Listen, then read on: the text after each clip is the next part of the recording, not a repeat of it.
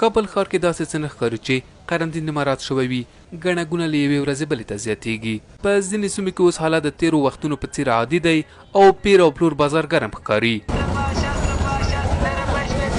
د مارکیټونو مالکان او هټیوال نیوکه لري چې یوازې اوس قرنطین په دوی مراعات کیږي او ښار کې ګڼه ګوڼه هماغه ده. نو دا قرنطین کوي یوازې نو د مارکیټ لپاره نه دی، ټول ځایونه بند وي. دلته اوس دی خلاص دی، مارکیټ دی بند وي. نو دا قرنطین نشو. قرنطین کوي خو په ټولو کې باید قرنطین مراعات شي. دلته قرنطین نه مراعات کیږي.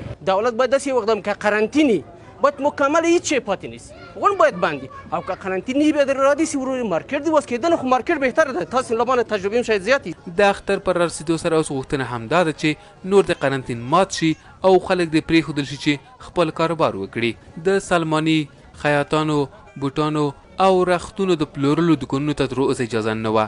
دا هغه کاروباریان دي چې د اختر مخې د ټول کار د مزدورۍ ورځې دي. هغه خیاطان چې هغه دغه کاروبار کم وي په دکان کې یو نفر یا 2 نفر وي، هغې ته باید اجازه ورکړي. موږ غوښتل خو دا ده چې زموږ د اختر مخه د دوکانونه باید واشي. خلک دې ته ضرورت لري، د خیاط ته، سلمان ته، دغه لباس پروشان ته، دغه ته خل ضرورت لري. دا ډېر مهم دغه دی. اول دا ما دکان بند ده، یو غریبانه غوندې دکان لرم، 2 ورځې نور راته روزي ونه رسېږي، زه مجبور غلا وکړم.